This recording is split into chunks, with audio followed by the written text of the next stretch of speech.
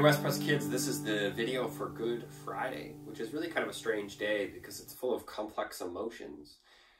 You have just this deep sadness that we experience on this day as we think about the death of Jesus. But there's also this irony or really strangeness to it as we think about it being good, as we call it Good Friday. There's something good that happens out of today, or something maybe even good about today. And so we'll talk about that when we get to the end of the video, but for now, we're going to recap the story for you. So if you remember from last, or really just from yesterday, on Commandment Thursday, Maundy Thursday, Jesus ends by being with his disciples in the garden, one of their favorite places. And Judas, knowing that Jesus was going to be there, leads some soldiers, some guards, to come and arrest him. And what's interesting is that Judas works out a special signal to show and tell the guards which one is Jesus, the guy that they're looking for.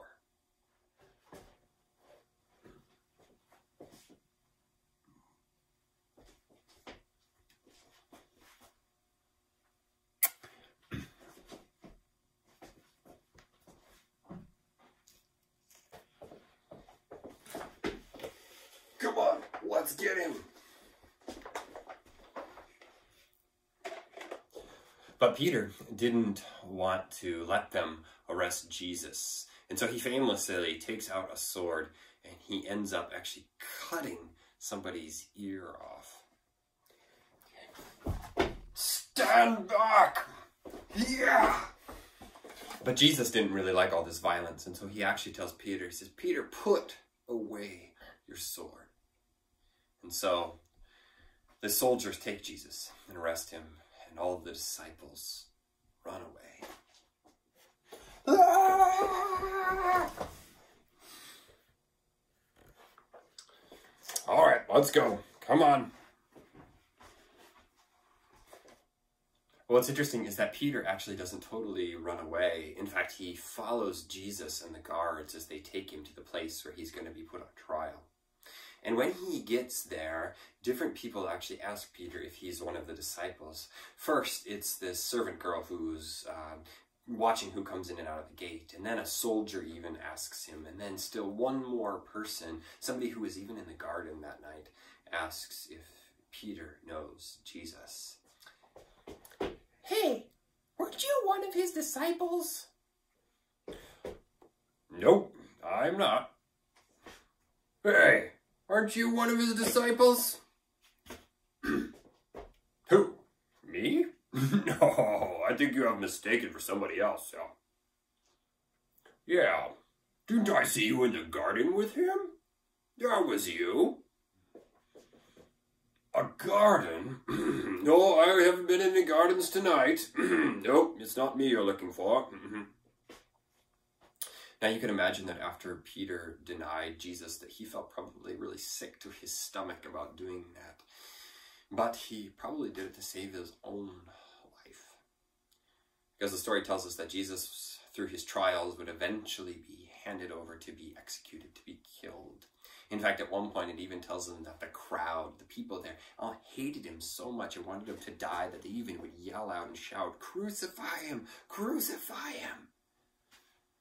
So the soldiers would lead Jesus away, and remembering that that some people wanted Jesus to be their king, they even began to mock him and tease him, and they would put a crown of thorns on his head. Ow! Ouch! And then they would even take a royal color like purple and put it on him like a robe. And they would mock him, saying, "Hail Jesus, he's the king." And they led him out to a hillside where they nailed him to a cross. And they left him there until he died. But what's really interesting about the story, and maybe the best part of it all, even though it's a terrible story, is that Jesus had said different things during his crucifixion. And these are really beautiful lines that we really try to remember for our own lives. And one of the things that he said was, my God, why have you forsaken me? Well, forsaken is this word that means something like to be forgotten, to be left alone. And I wonder if you have ever felt like that. Have you ever felt sort of forgotten or alone, like nobody cared about you? And maybe this happened in your life when maybe you were teased or mocked or made fun of. But the other thing that Jesus said from the cross that a lot of people remember is he said, Father, forgive them, for they don't know what they're doing. And so I think a lot of us can feel that sense of maybe feeling forgotten, forsaken. I wonder if we can also maybe identify with the other side of the story. Have we ever been that person that has done something really mean and hurtful to somebody else? Have we ever, I don't know, maybe you would have done it to maybe feel even good about yourself, like you're better than, but really at the end you just kind of feel like it just made you feel pretty rotten inside anyway for doing something so mean and nasty. But this story reminds us that whether we are feeling forgotten, made fun of, left alone, that God knows, Jesus knows what that feels like. Or maybe that we've done some really terrible, hurtful, harmful things to other people. But God loves us and forgives us, no matter what. And so that's why we call it Good Friday. Because even though it's incredibly sad and painful and a terrible story to hear and remember every Easter tide time we come around to this story, it's also a good day.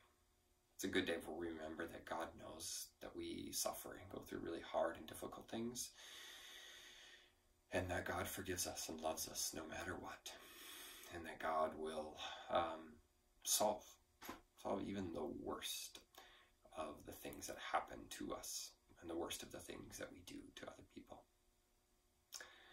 So friends, may you remember what Christ did for you and for all of us on this Good Friday.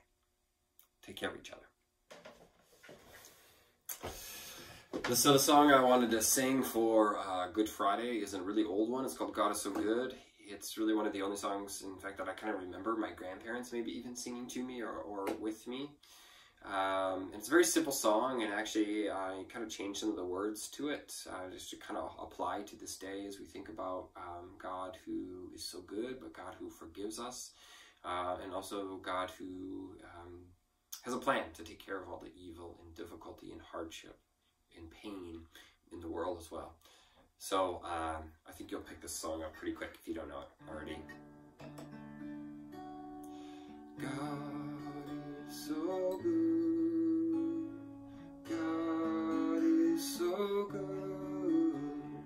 God is so good. God's so good to me.